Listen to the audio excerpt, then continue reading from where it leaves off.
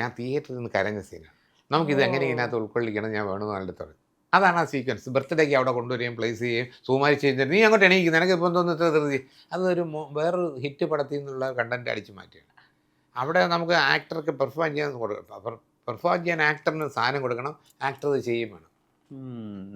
അത് മോഹൻലാൽ തന്നെ നമ്മൾ ചോദിക്കും എങ്ങനെയാണ് ഏതെങ്കിലും ഇതല്ല ഈ പടത്തിൽ എങ്ങനെ പടം ചെയ്ത് എങ്ങനെ ചെയ്തെന്നിട്ടാ എനിക്കറിയില്ല. എനിക്ക് ആ സമയത്ത് തോന്നിയും ചെയ്തു. ഒരു ആക്ടറിൻ്റെ ലൈഫ് എന്ന് പറഞ്ഞത് ഈ പറയുന്ന നിങ്ങളെല്ലാം കേട്ടിരിക്കുമല്ലോ, സ്റ്റാർട്ട്, ക്യാമറ, കട്ട്, ഇതിൻ്റെ ഇടയ്ക്കുള്ള ആ ഡ്യൂറേഷനിലുള്ള പുള്ളിയുടെ ഇതാണ് അഭിനയം എന്ന് പറയുന്നത്.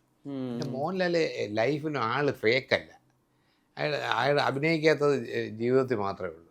ജീവിതത്തിൽ അഭിനയിക്കത്തില്ല, എന്താണ് സ്ട്രൈറ്റ് ആയിട്ട് പറയുന്നത്. പക്ഷേ ക്യാമറ വരുമ്പോൾ പുള്ളി പറഞ്ഞു ഞാൻ അങ്ങനെ പെരുമാറുകയാണ്, ബിഹേവ് ചെയ്യുന്നത്. നേരത്തെ നിങ്ങൾ പറഞ്ഞ മാതിരി ഒരാളിന് വലിയ ഡയലോഗും സീനും ഇല്ലെങ്കിൽ നിൽക്കാൻ പറ്റും. ഉദാഹരണം സബ്ജക്റ്റിൻ്റെ സ്ട്രെങ്ത്തും ഉണ്ട്. ഉദാഹരണം ദേവാസുരം എന്നുള്ള പടത്തിൽ ഞാനുൾപ്പെടെ, ഞാൻ, ശ്രീരാമൻ, രാമു, അങ്ങനെ 3-4 പേരാണ് അദ്ദേഹത്തിൻ്റെ മംഗലശ്ശേരി നീരാൻ്റെ സുഹൃത്തുക്കൾ. പല രംഗങ്ങളിലും ഞങ്ങൾക്ക് ഡയലോഗില്ല. മോഹൻലാലിൻ്റെ കൂടെ പുറ ജീപ്പിൻ്റെ ബാക്കിൽ ഇരിക്കുക, ഫൈറ്റ് കിടക്കുക പറയാം. പക്ഷേ അതൊക്കെ ആ മംഗലശ്ശേരി നീലൻ്റെ സപ്പോർട്ടാണ്. അവിടെ കയറിയിട്ട് എന്തോന്ന് ഇത് വന്നിട്ട് 15 ദിവസം ഒരു ഡയലോഗും ഇല്ല, ബാക്കി നടക്കുന്നത്. ആ നടക്കുന്നതും നിൽക്കുന്നതും അയാളുടെ ബാക്കി നിൽക്കുന്നതും ആ ക്യാരക്ടറിൻ്റെ ഇതാണ് സംഭവം.